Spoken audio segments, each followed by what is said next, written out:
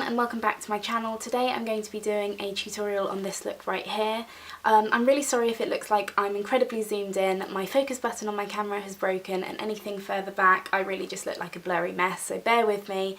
It is going to be fixed, hopefully, fingers crossed, before my next batch of videos. I really hope you enjoy this tutorial. I had so much fun filming this for you guys. In regards to this look, I've gone really true to myself and done a eyeshadow which is my all-time favourite, surprise surprise, a neutral smoky eye, but it has a difference. I've only used matte eyeshadows on my lids and I really like the results actually. It can definitely be daytime appropriate. Obviously I've gone a little bit dramatic, taking it into the next step by putting false eyelashes on and a gel liner. Please adapt this to whatever suits you and how you guys feel. You really don't have to have the false eyelashes on, but I wanted to show you something that was featured in my past haul video. You also don't have to have the gel eyeliner and you really don't have to go as smoky as I've done. I wanted to show you quite a dramatic matte smoky eye, something that you could almost wear from daytime to nighttime, and I hope you guys like it. I've also updated you on my contour routine. I've been loving using some new products recently, so if you're in the market for a new contour then please do keep watching because I go into depth about this. I hope you guys can take away something from this video, and remember it is only makeup, so adapt this to how you want and what you feel like. I'll see you guys later and have fun. Bye! Okay, so I'm starting off with my eyes and I'm using MAC Paint Pot in Soft Ochre.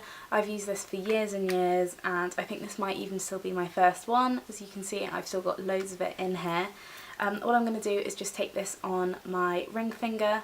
Please don't watch my nails, they are horrendous, they need to be painted, but I just didn't have any time for you and I really wanted to get my next video up for you guys, so I'm just going to be putting this on all over my lid and working my way up to my brow bone. This is the eyeshadow palette that I'm going to be using the majority of shadows from. It's by the Balm and it's called Meet Matte Nude. It has 9 gorgeous all matte shades, perfect for everyday use. The first colour I'm going to be using is this. It's called Matte Sin and it's very similar to a Makeup Geek Peach Smoothie if you're familiar with that. I'm applying it using a Sigma E40, just going backwards and forwards, starting on my outer corner and working my way to the inner tear duct. Once I've got less product on my brush, I'm going to be using circular motions all the way up to my brow bone. It's going to help really even out my whole crease area and make other colours blend seamlessly. Next I'm going to be picking up this shade here. It's called Matte Rosen. It's a little bit darker, more brown in tone as opposed to a peachy brown.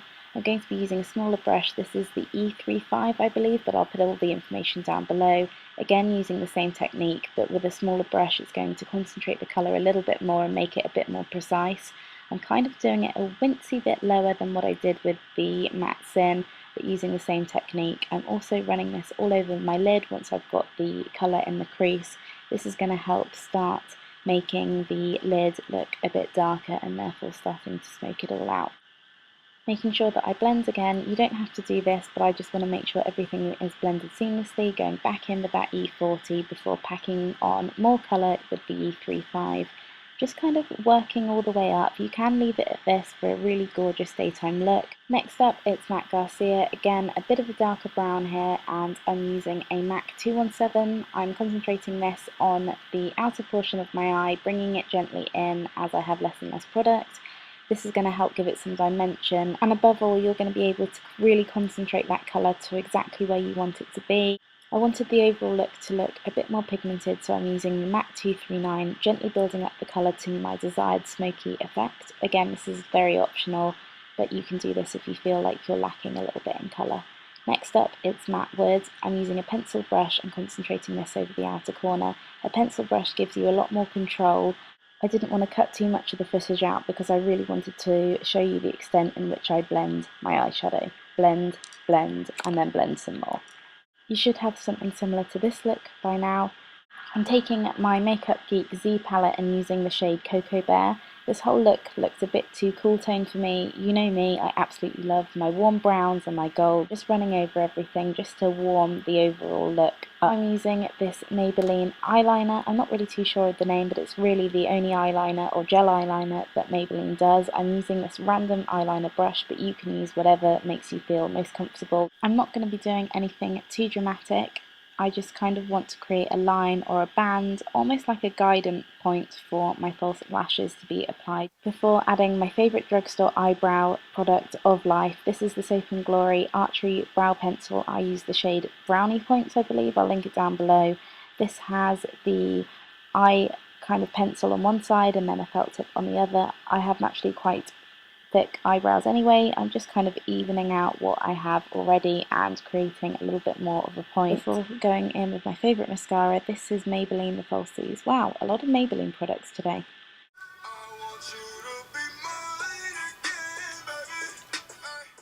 For now, I'm only going to be coating my top lashes.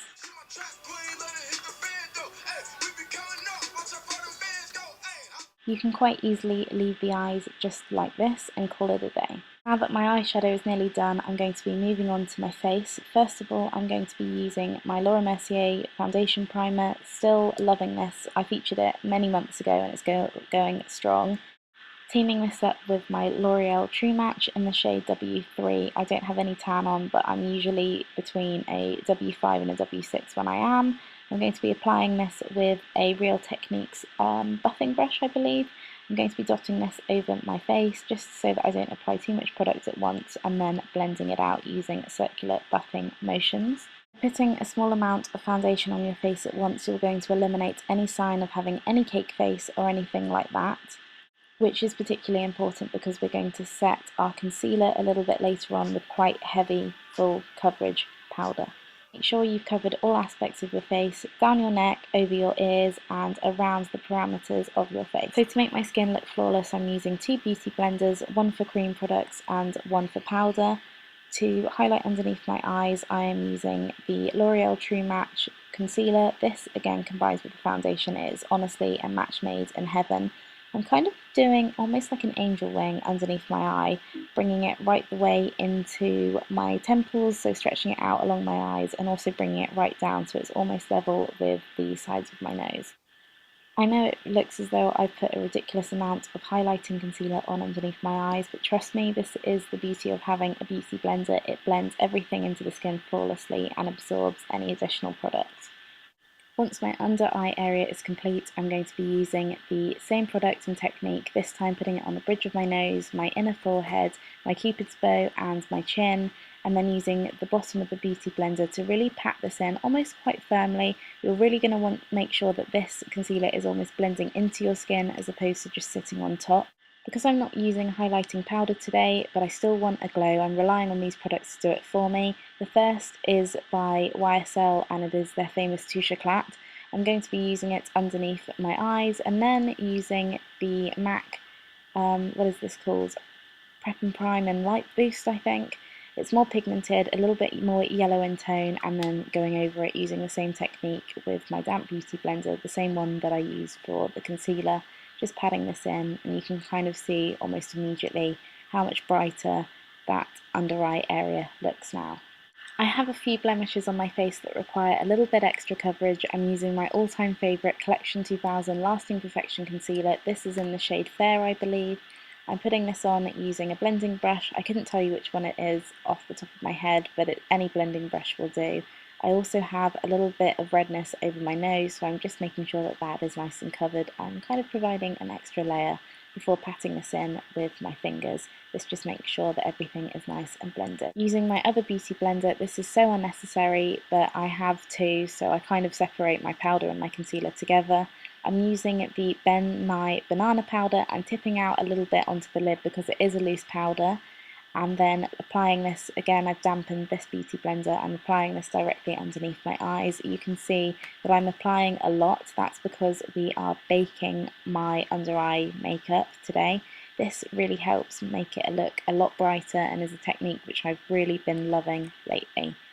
And now moving on to the main event, the Kat Von D Shade to Light palette. I'm going to be applying this using a Real Techniques Molten Metal contour brush. I'm just putting this underneath in the hollows of my cheeks, bringing this up into my temples and making sure everything is really focused on my highlight because I'm not using a powder glittery highlight. Not only does this draw attention to the centre of my face, but it's also going to really help shape out the parameters.